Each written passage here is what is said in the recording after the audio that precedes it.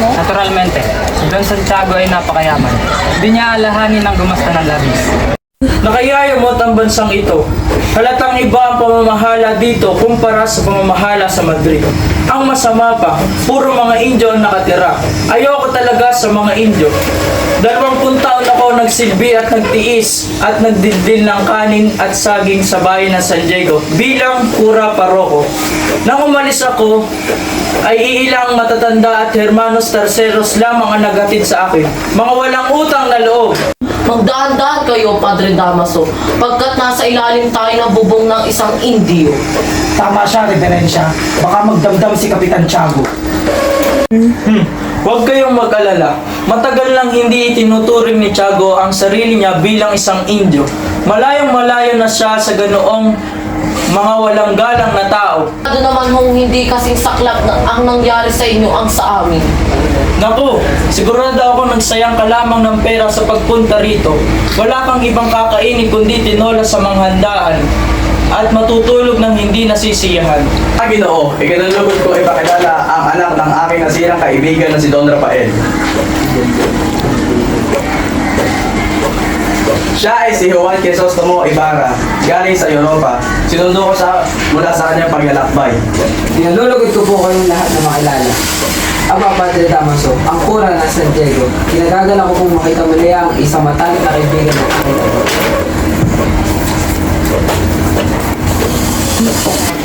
Nagkakamali ako. Patawad o, Reverensyo. Hindi ka nagkakamali, Iho. Ngunit hindi ko kailanman naging matalik na kaibigan ng iyong ama. Ako gayon, siya pa lang ako ng siyar sa Don Rafael Ibarra. Kaya kasi ng pagkait ng iyong ma, lima pa sa iyo. Gracias, Daniel. Isang mabait na taong ama, nakagalang-galang at tapat ng mamay ng Pilipino. Maraming salamat po. Pinawi na mga pupuri ninyo sa aking ama ng mga duda tungkol sa kanya. Gayong ako na kanyang anak ay walang kaalam-alam.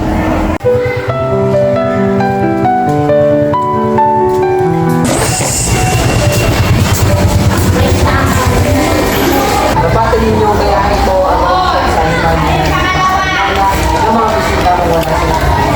Nagagalang makilala ako sa mga Jesus ko.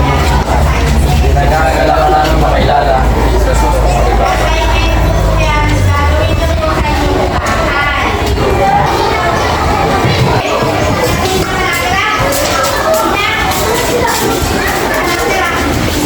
Kahit yung mga ganda, mga dero pa, ay mga talo sa ganda, babae. Mga mahal kong panauhin, handa na mapunan. Ilang taon ka nawala sa ating bayan, Senyor Ibarra. 7 taon, Ginoo. Sa iyong 7 taon sa Europa, malamang ay nakalimutan mo na ang ating bayan. Ang totoo niyan ay parang ang aking bayan ang nakalimot sa akin. Totoo ba yan, hombre? Opo, Doña Victorina. Kahit kailan ako hindi nakalimot sa aking bayan. Sa mga bansang napuntahan mo, ano ang pinakamaganda at tumatak sa iyong isipan? Patawarin mo ako, Ginoo. Ngunit bukod sa inang Espanya ay wala na akong naibigan kundi ang ating bansa. Pagkatapos ko kasing mabasa at mapag-aralan ang kasaysayan at kultura ng isang bansa ay nalilimutan ko na rin ang mga ganda kong naaalala sa bansang iyon. Kung gayon, ay isa kang bulag na hangal, Iho. Bakit ka pa nagsayang ng pera upang pumunta ng Europa kung wala ka namang nagustuhan? Ang iyong mga napag-aralan ay alam din naman ng kahit sino mag-aaral na tanungin mo sa ating bansa. Senyores, huwag kayong magtaka sa aming dating kura. Ganyan-ganyan din ang pakikitungo sa akin noong bata pa ako at mukhang hindi siya nagbago. Salamat pa rin sa kanya dahil nagugunita ko ang mga panahong ang kanyang reverensya. Ay madalas na dumadalo sa aming tahanan at nakakasalo sa pagkainan ang aking ama.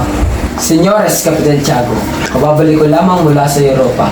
Kaya't naway maintindihan nyo na kailangan ko agad na lumisan. Papunta pa ako sa Santiago sa makalawa para sa Todos los Santos. Kaya't may kailangan akong katagpuin. Hindi ka na pa talaga mabibigil na umalis. Sana'y mahintay mo pa ang padating ng aking bulaklak na si Maria Clara. Alam kong matagal ka na niyang hinihintay. Paumanhin akin doon, ngunit mahalaga ang aking katatagpuin ngayon. Muchas gracias sa hapunan, Kapitan. Walang anuman, Ibarra. Patubayan ka ng Diyos sa iyong paglalakbay. Nakita nyo, minsan ay napakasama ng nagiging bunga ng pagpapadala ng inyong mga anak sa ibang bansa upang mag-aral. Lumalaki ang kanilang ulo at itinuturing na ang sarili na mas mataas. Nawawalan sila ng galang. Diyos ko, ang gabing ito ay parang pangarap na 7 taon ko sa Espanya.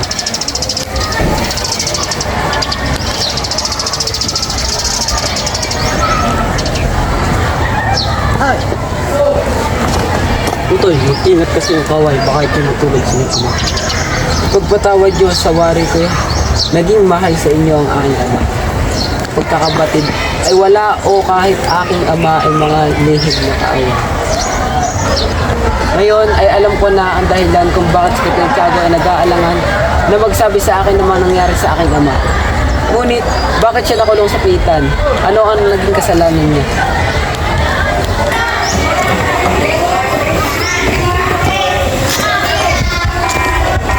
Gino, maaari mo kong basahin ang sulat. Mas kayo din sa dadala ko kung ayaw yung makulong sa karte. Talaga, ipapakulong mo kami. Ano ka ba, mas matalino ang kanyang jump kaysa sa kanyang utak? Yung mga labs ng bata. Oh. Makawa ka sa mga bata. Huwag ka makailang dito tanda. Nakita kayo ng mga tao, kinakuluan nila ang artilyero at pinadala sa paghamutan. Kinaunanan inamatay ang artilyero kasi ay kinulong ng iyong ama, Ibarra. Lumipas ang ilang taon, hindi na malaman ang tunay na sakdal sa kanyang naroonan. Si kasama sa ilang himagsikap ng mga tulisan, nangangkam sa mga bukid, isang rehe at lubustero, nagbabasa ng bukid ng mga pahegang mula sa Madrid. Nagtatago ng mga malihim na rawa ng isang minitay na pari at marami pang iba. Sa wakas, umiral din ng katuwiran.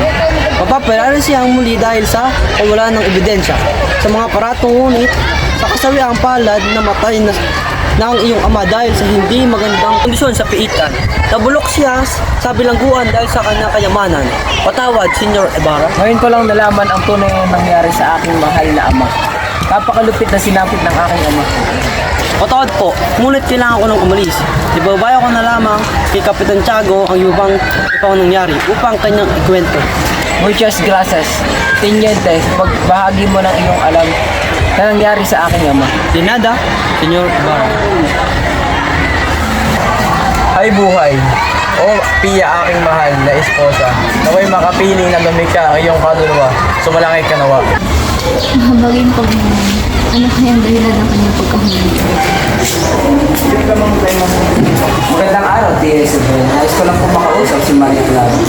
Ay, nandiyan siya sa loob. Halika, Tulita.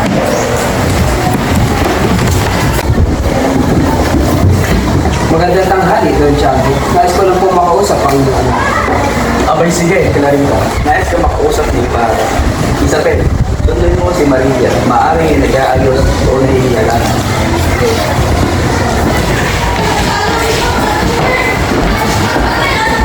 Maria Clara, pinapatawag ka ng Ibarra.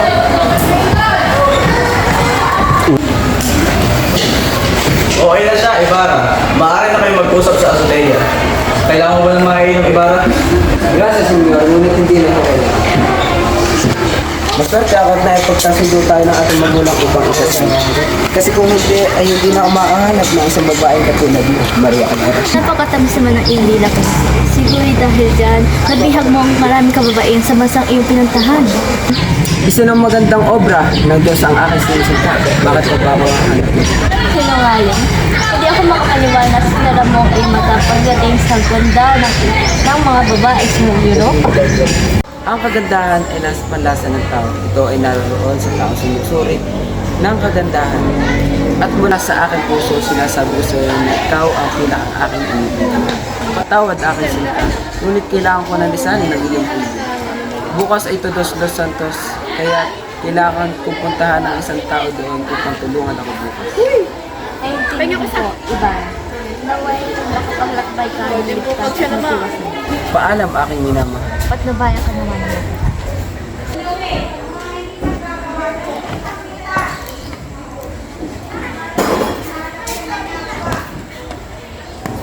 Clarita, Kung ikaw ay nababagabag, magtulos ka ng kandila para kay San Roque at kay San Rafael. Patiguradong gagabayan nila sa Ibarra sa kanyang paglalakbay. Hoy, sa ibang lugar na tayo maghukay, bagong-bago pa yan. Kaya akong bagong mga libing ang mga yan.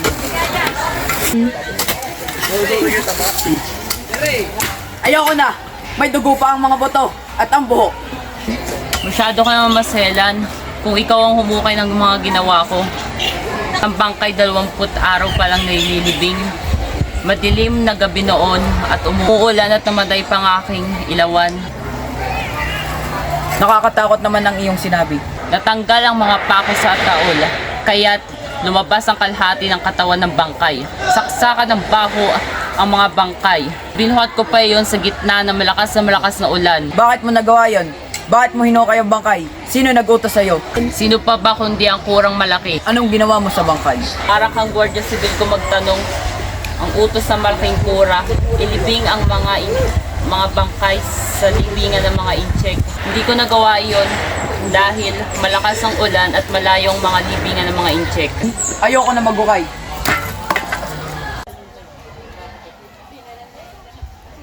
Alam mo ba ninyo ang puntod ng aking ama? Opo, senyorito, tinamnan ko ho ng halamang adelpa ang puntod at nilagyan ko ho ito ng malaking krus upang hindi ko ito makalimutan.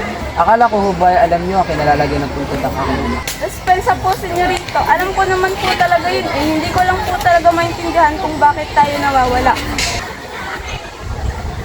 Magtanong ka doon sa kulturero kung bakit ganun ang puntod. Mawalang galang na po. Alam niyo po ba kung nasaan na yung malaking krus na may pangalang Don Rafael Ibarra? Yung puntod na may cross na may bulaklak, sinunog ko na. Sinunog? Opo, pinasunog na yun ng kurang malaki. Kung gayon, bakit yung hinukay ang bangkay ng aking papa? Saan nyo dinala ang bangkay niya? Inutos ng kurang malaki na ilibing siya sa libingan ng mga inchik. At sinunod mo naman ang utos niya. Hindi po, mabigat noon ang bangkay at malakas ang ulan. Inilago ko muna sa tabi ng ilog ang kanyang bangkay. Patawad po, senyor. Ikaw ba ang gumawa ng ganoong kapalastanganan sa aking ama? Ikaw ba? Sumagot ka! Kung ano man yun, sinasabi ko sa'yo yun pa lamang na wala akong alam tungkol sa sinasabi mo. Kung hindi ikaw, sino? Sigurado akong hindi ako ngayong hinahanap, kundi ang pinalitang kungkuran si Padre Damaso.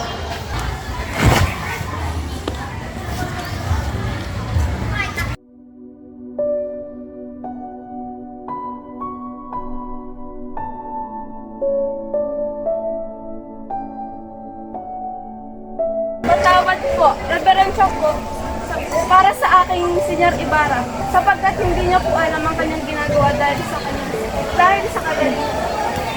Siya, ngunit kahit para sa akin, napakasakit ang kanyang sinabi. May sisi sa kanyang ginawa.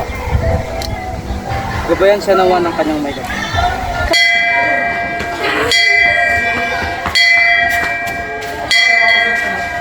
Spin, ilayaw ng butong tali. Magpahinga naman tayo, kanina pa tayo nakatay, nagpapatulog niyang kampana. Hindi ba pwede? Kapagaling na tayo sa customer. Nga pala, magkano ang sweldo mo ngayong buwan? 2 real, salamat ko, Spin. Bayaran mo na kaya yung sinabi nila na kung naging to sa simbahan, sige na, pag hindi sila manggulo at makauwi na ako. Spin, 2 multa na inabot ko sa customer. At ang sinasabi lang nila mo ay 2 onsa ng ginto. 32 reals yun. Kumbaga, 32 kamay. Hindi na sapat ang sweldo ko sa nila. Ako ay napakasama kasi ng kura, lalo na sa sakis ng mayor. Lahat sila ay napakasinungaling. Umuwi ka na lang ngayon ka. Sabihan mo na sa inang na ayaw ko na magsakis ka. Ako naman papaniwalaan kanina, kaya ikaw na magsabi.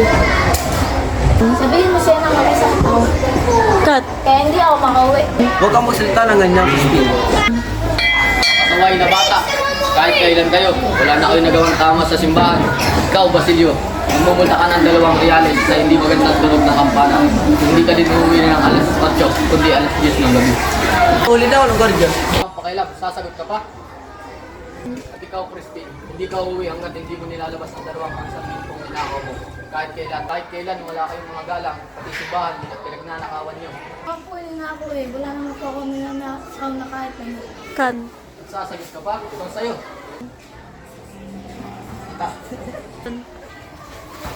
Aray ko po, tama na po. Tama na po, maawa na kayo. Huwag mo akong pigilan. Huwag mo ako maiwan! Tata! Huwag mo ako maiwan! Crispin! Naku, sigurado ako matutuwa ang aking mga anak sa iyo na ako mula. Nakikita ko nang dugong na sina Basilio at Crispin mula sa simbahan. Sigurado ako magugustuhan ni Crispin ang pinakapaborito niyang pagkain na tuyong tawilis habang pinipigaan ng kamatis. At buti na lang na kaya niya ako piloso potasyo ng tapang baboy ramo at patong bundok. Ako maglalaway si Basilio kapag nakita ito. Nagugutom mo kasi isa. Aba, masarap na yung ano ba? Matikman nga. Pedro, sa mga anak mo yan. Dali ko to.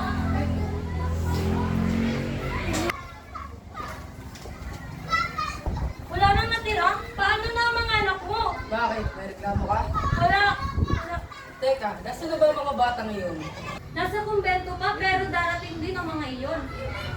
Aalis na ako. Hindi mo man lang hihintayin ang pagdating ng iyong mga anak. Sigurado ako sa ito ngayon si Basilio. Ah, ganun ba? Ipagtara mo ako na siya, Relis. Sige na, at baka muloy ako sa tinali na sintada ko. Inang. Jesus Mar Joseph. Inang, buksan niyo po ang minto. Ano nangyari sa'yo, Basilio? Yan lang, naiwan si Crispin sa kumbento. Naiwan at siya ba'y buhay? Salamat at buhay siya. Naku naman, ba't kaduguan?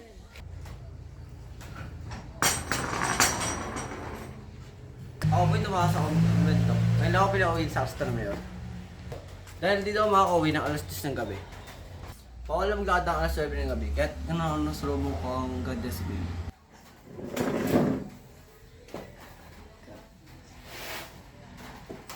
Bayan at siniguan ako ng King Bibi kaya nagtatakbo ako. Pinapatukan po nila ako at isang pungluan dumapli sa akin, no? Pasensya ka na anak at kawilis na lang ang natira sa inyo. Naghanda ako ng masarap na ulam kanina ngunit kinain ito ng inyong ama. Pagpasensyahan mo na lamang din siya. Ikaw po ba niya sinaktan? Huwag kang mag-alala, hindi naman niya ako ginawa ng masama. Bakit hindi daw makakauwi si Crispin? Kasama siya sa Astor Mayor dahil nakaw daw siya ng dalawang kasarang ito. Hindi naman siya, nandakaw talaga. Ngunit hindi daw siya mapauwi, ngunit hindi niya binabalik. Mahabaging Panginoon, kawawa naman ang aking bunso. Hindi naman ganong tao ang aking anak. Hayaan mo anak, kakausapin ko bukas ang kura. Dadalhan ko siya ng pagkain bukas at hihilingin ang kalayaan ng iyong kapatid. Matulog ka na at huwag mo nang isipin iyon. Crispin!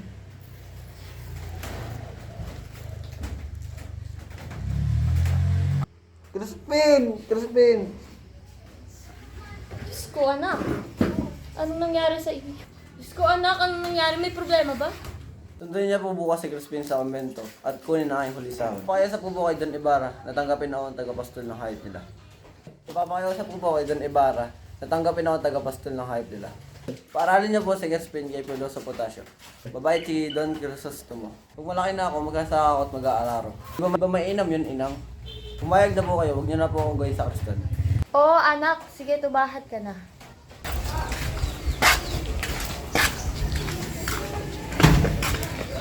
Hindi niyo po ba ako nakikilala Ginoong Crisostomo? Subalit 2 araw na ako nag-aantay dito sa bayan ng San Diego. May kailangan ka sa akin? Tinatawag nila akong tulisan at wala namang isa mang gustong tumulong sa akin. Nawawala ang aking mga anak at ang asawa ko'y napalim. Anong kailangan mo sa akin, Ginoo? Nais ko pong humingi ng tulong. Sumabay ka sa akin sa paglalakad at saka mo sabihin ng iyong pakay.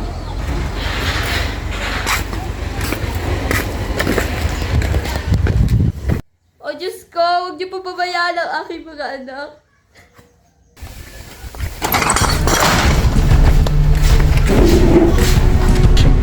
Ikaw ba si Sisa ang ina ng mga batang magnanakaw? Opo, ako po si Sisa, ngunit hindi magnanakaw ang aking mga anak. Huwag ka na magmamampay, labas mo na yung mga anak. Nakatakas ang nakatandang anak, nasa na mas bata. Hindi ko alam dahil simula pang karbe, hindi pa sila umuwi. Kung gayon, ikaw na lang ang sasama namin. Hindi ka makalalabas ng kwartel habang hindi mo itinuturo ang anak mo.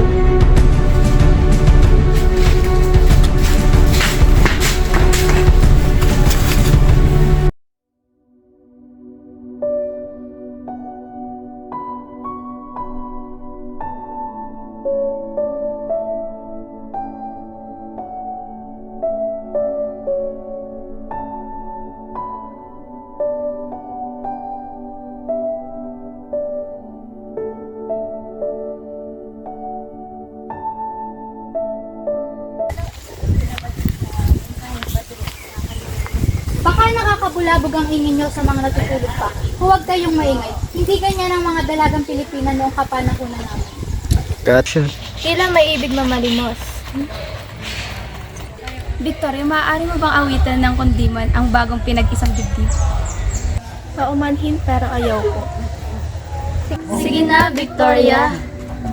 Si Maria Clara na lang. Maria Clara, maaari ka ba umawit? Malungkot ang aking mga awit. Malungkot ang aking mga awit. Ayos lang yan. Sige na.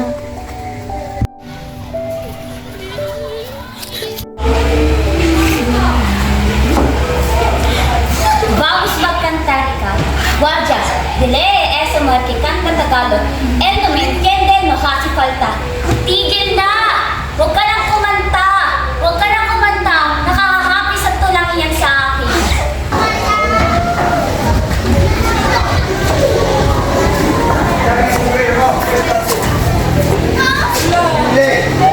Ang papangit ng mga bahay. Talagang isang inggay lamang ang maaaring tumira. At aba, mga walang paggalang, mga hindi man lang nagbibigay pugay sa mga katulad nating mga mahalika. Hindi ka takatakang puro pangungatya ang marinig mo sa planet tungkol sa kanila. Mahal ko, esposa, huwag kang mag-iskandal dito na nakakaya sa mga tao. Aba, huwag kang humara kung ayaw magpabila pa ng justice mo. Diba, excelentísima siguro po, hindi na nakakapasok ang mga estudyante. Kahit dagayan ng iyong Aba, hindi talaga ginagalit mo ako. Bumaba ka dyan, walang saanin mo ako, mga walang galang. Bumaba ka dyan, doon na sa lasyon. Dito tayo magpapos. Gusto mo ng gulo? Bibigyan kita ng gulo.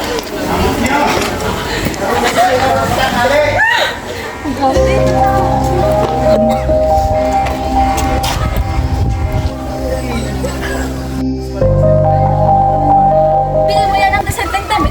At kung wala kayong pera, magtako kayo sa taong bayan. Total, may mga sundalo naman kayo.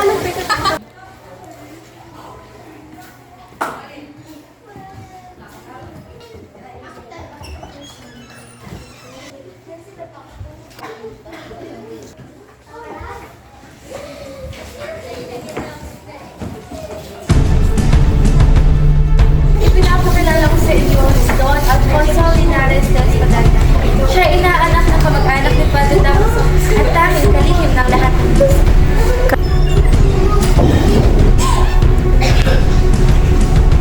Maniwala kayo at umupo.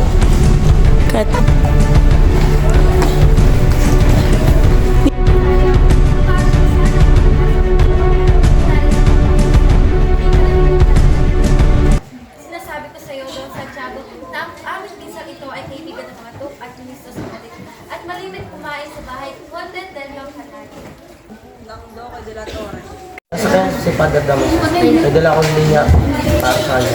Sana sa support ko siya, nalawlapan. Ginoong Linares, nandito si Padre Damas.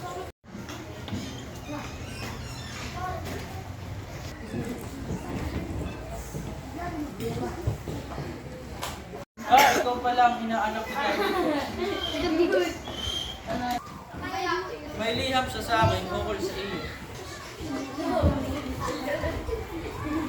Ang nakalagay dito, sinasabing inaanak kita ng mapapasukan. Marunong ka ba magbasa iyo? Ako po'y napasok ng Universidad ng Central. Yes, Kate. Hindi ko akalain para kang mahinhing babae. Hindi naman po ako nagmamadali pa. Halika, kausapin natin si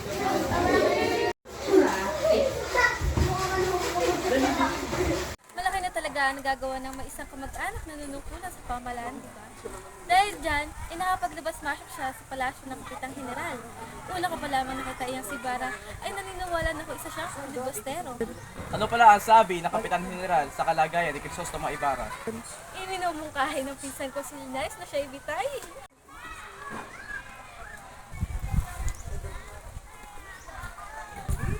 Hindi! Huwag mo nang ilihim pa sa aming pinsan. Ikaw ang tagapayo ng kapitan. Aking kinikilala ka may hindi ko tunay na. Kaya kumain na pinaniniwalaan mo. Kakasal ka na? Iyon ang gusto na aking kinikilala ko na. Ang ibig mo mangyari. Dali nang humangarap. Ngunit, isa lamang ako. Hindi ko siya maaakin na. Ano ang mangyayari sa'yo? Tumakas lang ako, Maria. Di din magtatagal ay malalaman din nila ito. Nataklasin na lang yung pagtakas si Dara. Kung ganun, gagawin ko na lang ito mag-isa, alias. Dito na po tayo sa Santa Ana. Yan ang kalwa. Gusto mo, mahuhuli tayo. Huwag kang umalis, lumaban na lang tayo. Hindi tayo magtatagumpay, wala tayong sandata.